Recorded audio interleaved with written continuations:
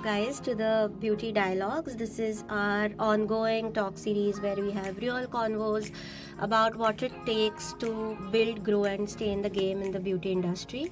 So, today we are going to recap our last week's webinar, which was all about licenses, compliances, and regulations in the beauty industry. And we got so many messages for a recording of this video, so we kind of edited it and we are bringing it to you in bite-sized form. Joining us again is the amazing and extremely knowledgeable Neha Kundra. Neha is a beauty compliance expert who's helped tons of beauty brands get their licenses in place and navigate the trickiest of regulatory waters out there. So Neha, I'm going to start by re-asking a few questions that we covered in the last week's webinar. And then Akshata can share the screen and you can take our audience through it again. Right, so I think let's start with a quick recap of the basics. Akshata, if you can pull up the first two screens. Neha, just to set the context for everyone tuning in here, if you can walk us through what the basics are of compliance, claims, regulations, etc. Yeah, so basically the Indian cosmetics regulation is based on a framework. It is run by a central governing body called CDSCO.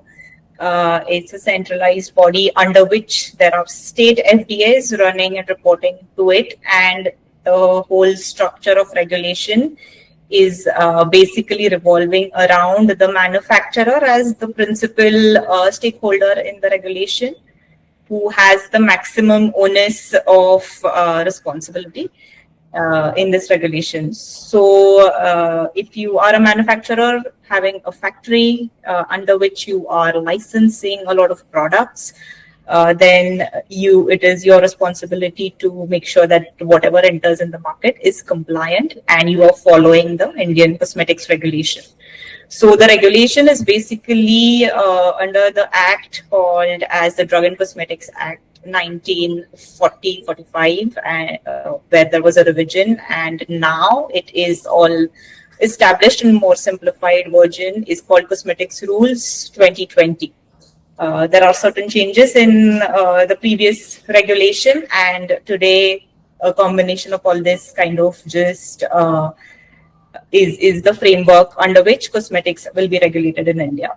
So there is an established definition of cosmetics, which products can be classified as a cosmetic. So you don't want to probably have a product which is saying that this heals certain skin condition. Then it won't be classified as a cosmetic. It will go under a drug regulation. So it is very, very important to stick to this definition of cosmetic, which is basically described in the Drug and Cosmetic Act.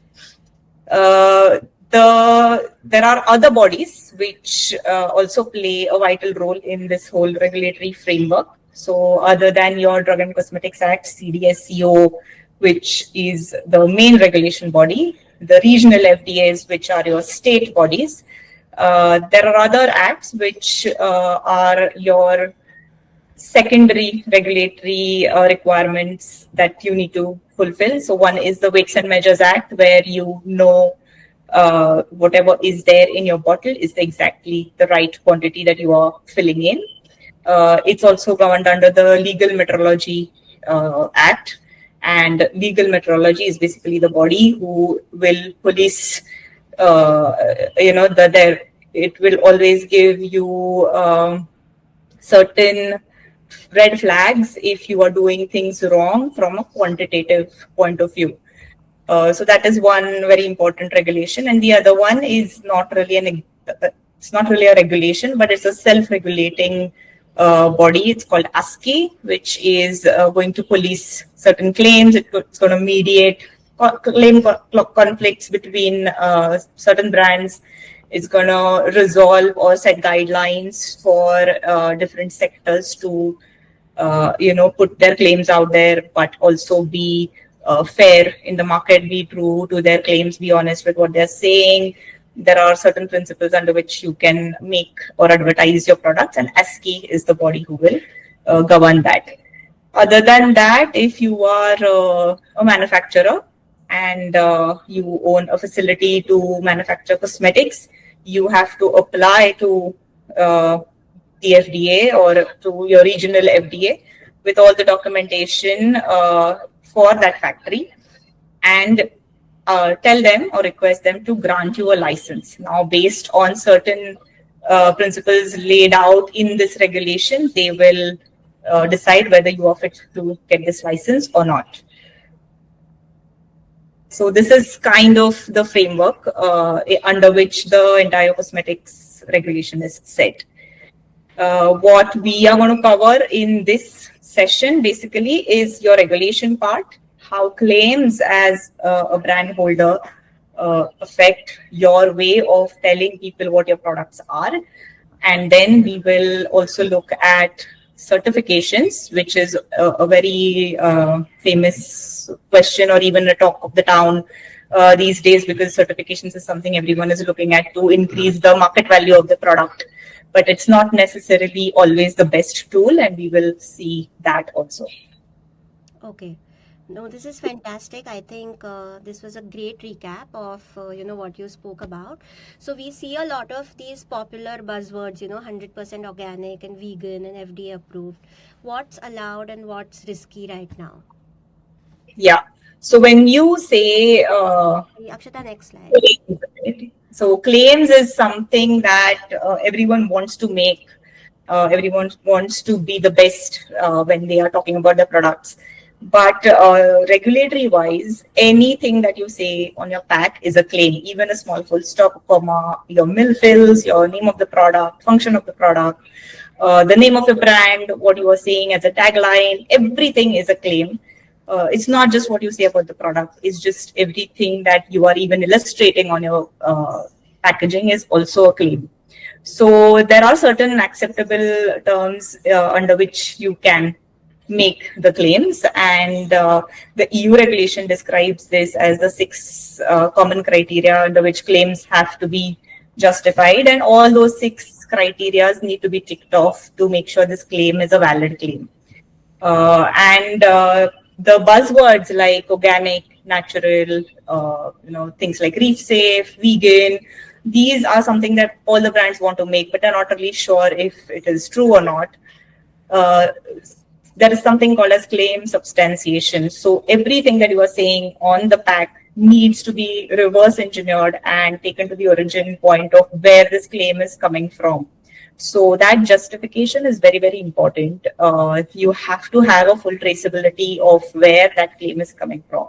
For example, if you're saying organic, then anything that is from plants is perceived as organic in India. Unfortunately, all Ayurvedic brands just loosely call themselves organic, but it's not the case. Organic can only be something that is farmed or planted or grown under the principles of an organic certification. So if you follow a standard like, say, Cosmos, and you get yourself certified under that standard, you are not just talking about the product, you are talking about the entire supply chain and the processing of that ingredient to call yourself organic. It's not just the ingredient, it's also the place where your product is manufactured, your ingredients are stored. All this is going through an auditing process. It's going through a checkpoint where the Cosmos body is going to decide if you are fit to call your product organic. And for that purpose, they are going to tell you to use their kite mark. So it has that value. It has that value addition to your brand. And you can't just loosely use organic as a term just because it's coming from a plant. The same goes with natural. So people perceive that anything that is probably there in my product, even at 10%, and the rest of the 90% product is chemical, I can call my product natural. That's not the case. Your product is not natural.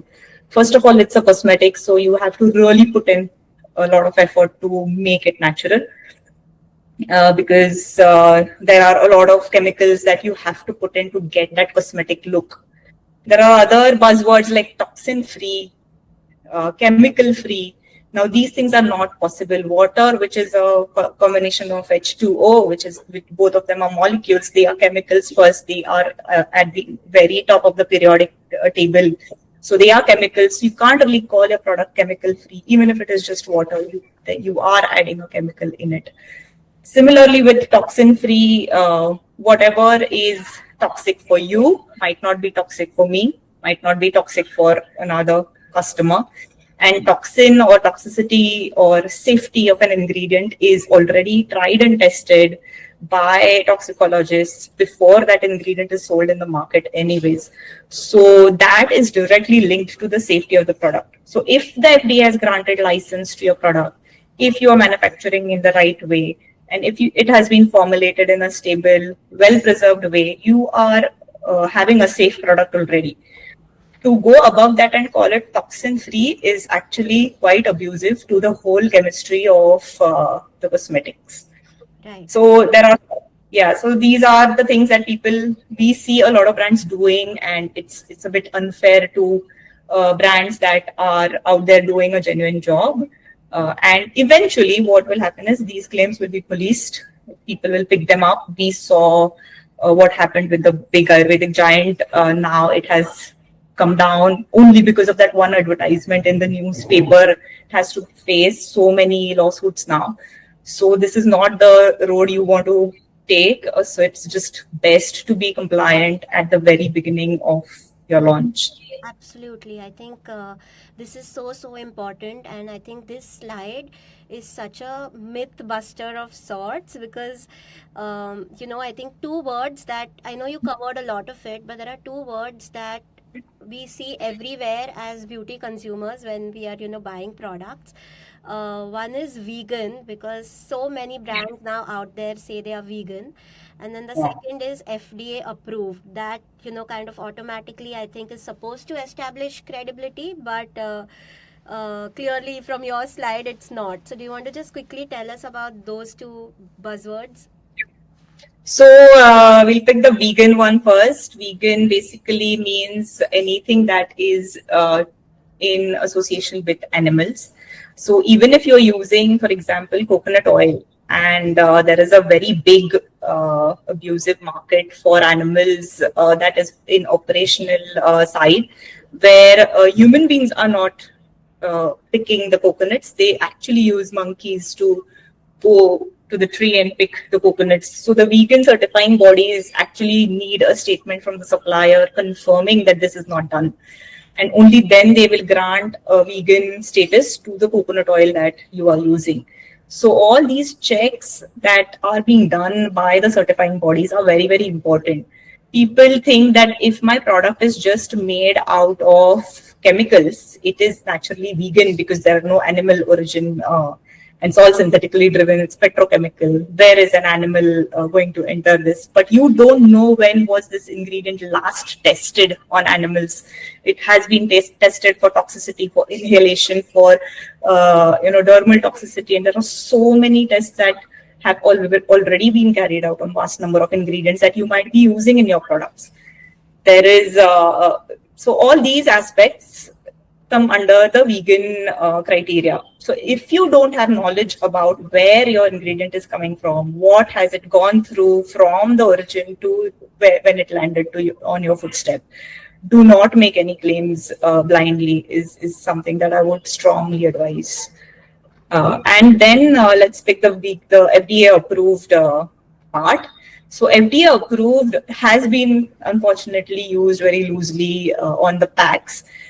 But if you are really marketing a cosmetic, I think you are in a very good place because you have finally found a manufacturer who owns a license that is granted by FDA to make your cosmetic. So if that manufacturer was not given the license, you were not allowed to actually market your product. So saying FDA approved is kind of denigrating the other brands who are also FDA approved. There is nothing special about this claim. Every cosmetic that has a manufacturing address and a marketing address at the back of its pack is FDA approved.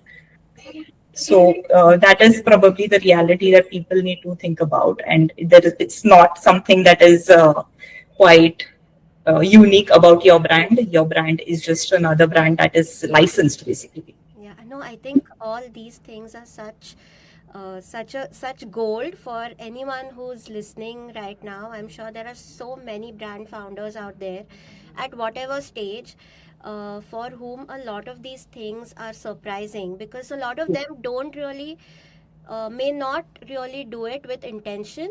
Maybe they are just trying to establish trust in the market. That's how they connect to their customers. But guys, if you're listening to this, and if you feel that your brand needs a review, please get in touch with Neha or us later on. I mean, we get so many artworks for proofing from brands. They will ask us to proof an artwork, and the first thing we see usually is your Make in India line and FDA approved, and that kind of is a big thing for us to tell them to again convince them to remove that FDA approved symbol, because people are quite adamant they want to stand out in the market. But if you make them understand why it is important, they definitely do, and then they'll take the steps accordingly. Yeah. So guys, I think a fantastic opportunity for you to just pause a little in your building process, and probably sit up and listen to experts like Neha. I think it's a better long lasting strategy. But Neha, just coming to last one or two points that we spoke Yeah. about last time. So I know you quoted a few examples last time of different kind of claims that people do, a lot of them being exaggerated or misleading. Do you want to just take us through one or two examples that stand out? Yep, sure, yes. So these are real eye openers, because then you have a direct comparison between what brands are doing outside and how it is affecting the industry. So this very claim, which is an Ayurvedic brand, it's kind of a very famous brand. So it's not just small brands who make mistakes, big giants. They are just still trying to stand out in the market, even though they are multi-billionaire dollar companies. They still are making these mistakes. So it's actually very important to just think about what you want to say on your packs. So this particular brand is basically, what they're saying is, when you talk about Ayurveda, you have to think about us. This is the message that they are trying to brainwash the customers with. And it's not just denigrating the pure brands that are in the market, it's probably questioning the entire science of Ayurveda, which has been such an old science. It has such great, amazing effects, and it's an industry in itself. So when you are actually marketing a cosmetic which has certain Ayurvedic herbs in it, just maybe 5 to 10% of your formulation is Ayurvedic, even then you are telling people to only believe you as an Ayurvedic brand and Ayurveda as a science. That probably is really unfair on people who are genuinely doing a good job, genuinely selling Ayurvedic products. There are there are doctors who are prescribing Ayurvedic medicine for certain skin ailments. You are actually questioning all those things in just one sentence. So it's an exaggerated, denigrating kind of a claim, where they're saying, "Matlab sirf hari pattiya dikhane se koi Ayurvedic nahi ban jata," is what they are saying. They're saying basically whatever herbal cosmetics are there in the market, or the soaps that you are using have shikekai or whatever in your products. Just because you are illustrating something on your pack doesn't mean you are Ayurvedic. We are. That is what they are saying, and it's absolutely nonsense. I think shouldn't be tolerated at all. It's definitely not credible enough. So shouldn't really do all these things. If you are trying to exaggerate, then do it with proper caution, and do it only if it is true. The next one I think is really interesting. So this one is again a big brand. The reason I'm not going to state which brand that was, but opinionated claims often originate from only one or two people actually signing up for a feedback. So you give your mother and grandmother a sample, they give you some feedback. That it is just an opinion of that person that you are converting into a claim and putting it on the pack. So here they've done a similar thing. What they've done is given salons a sample to use and then ask them, what do you think about this sample?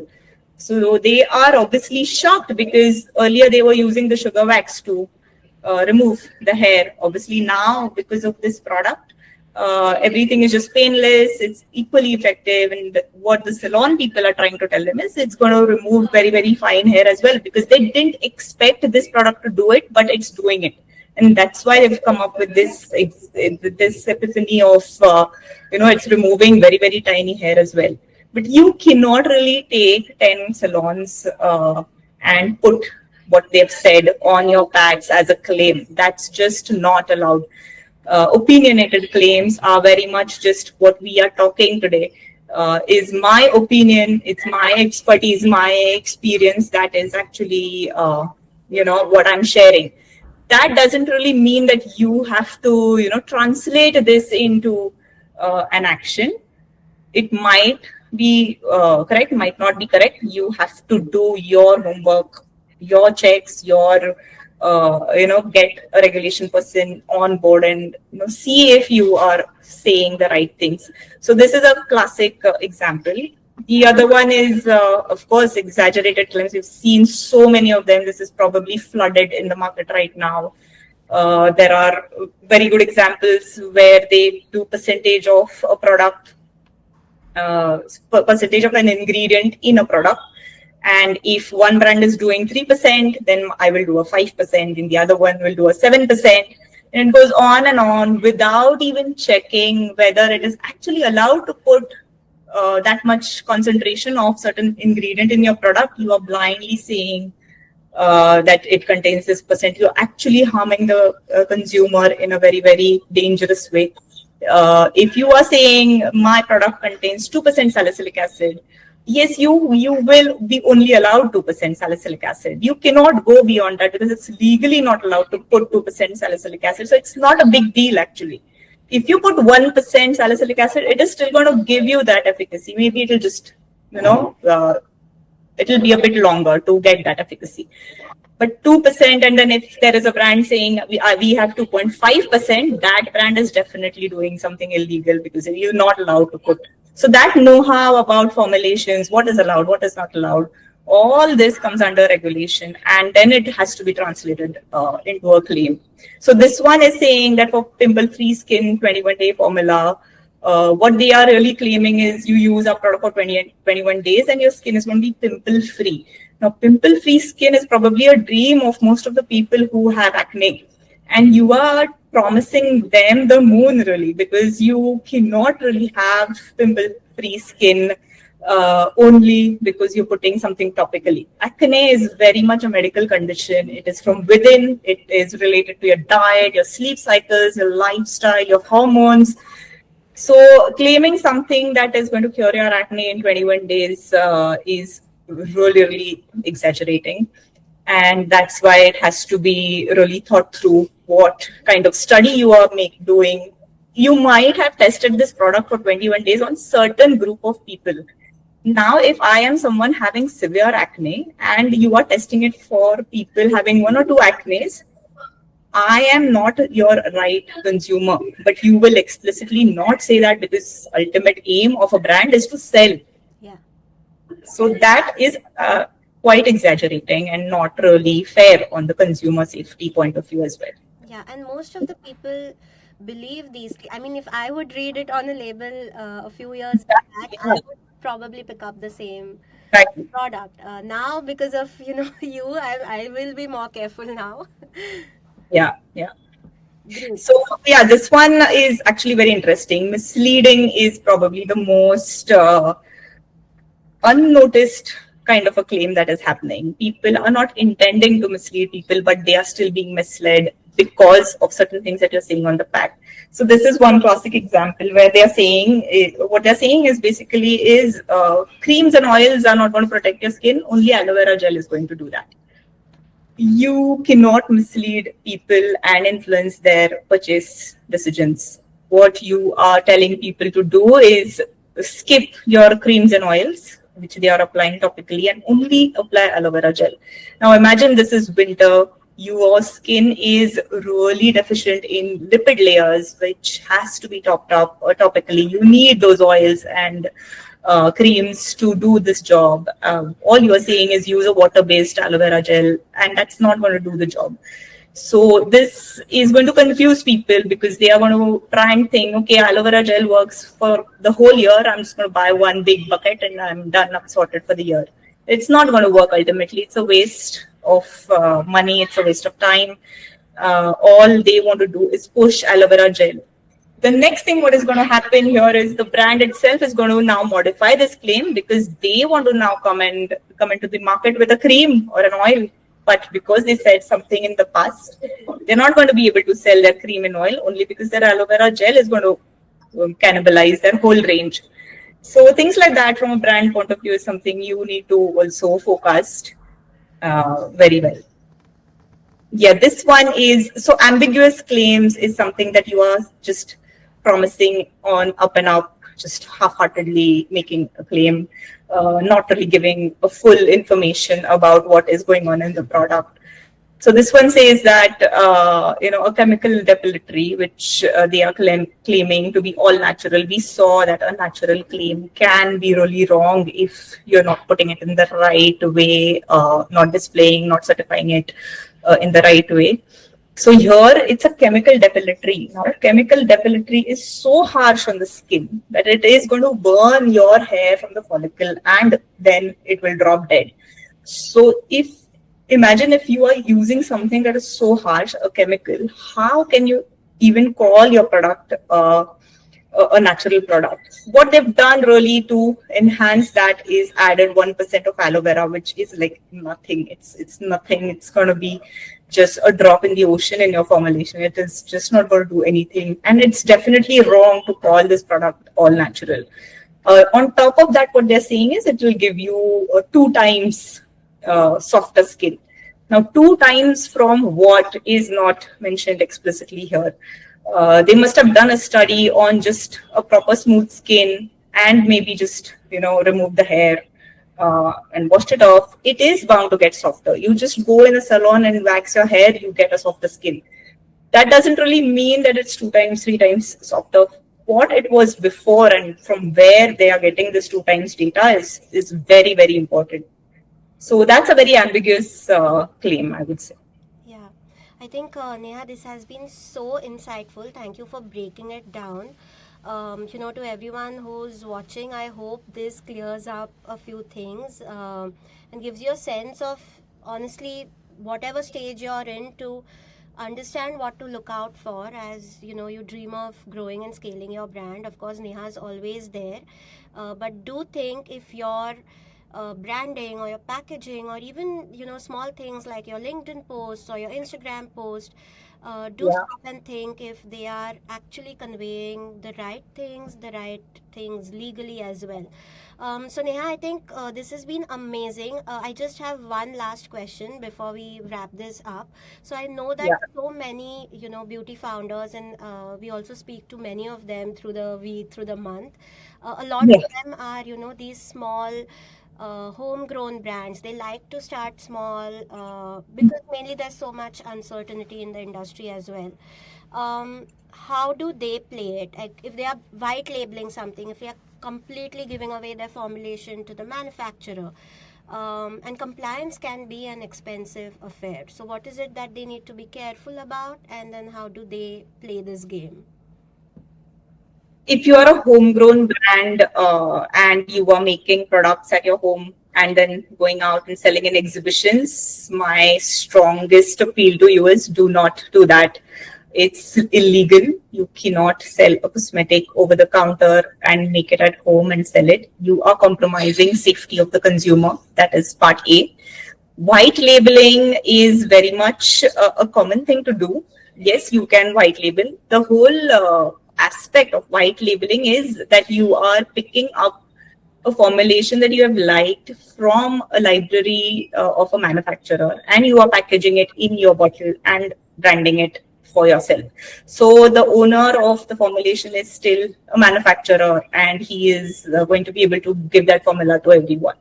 What you can actually do is go to formulators, custom make your formula as you want, and then go to the manufacturer and try to like tell him that this is your formulation and he's not supposed to disclose it to anyone else.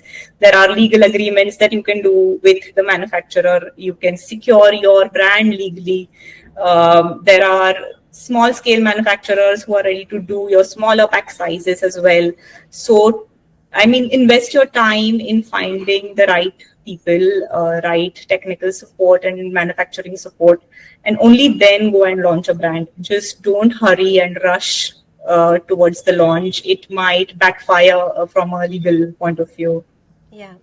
No, this has been amazing, Neha. Thank you so much. Guys, if you found this helpful, do share it with, fellow founders. This is, of course, Neha's contact details right here. You can just pause the video on this and take a screenshot. But of course, the entire recording, as well as, Neha's amazing slides, will be in the emailer that will follow next week shortly. So please keep a lookout for that. And of course, this was never meant to be a session to, kind of scare you or discourage you from building the brand that you're, dreaming of building. It's just that people like Neha and myself are passionate about the betterment of this industry. And so it's so important to, make products that actually work for end consumers. Um, right. Thank you so much for watching this video. If you have any questions, of course, you can reach out to Neha or to us anytime, and stay tuned for the next webinar as well. Thank you so much, and thanks a lot, Neha, for this amazing advice. Thank you so much. Thanks a lot, everyone. Bye, guys. Thanks.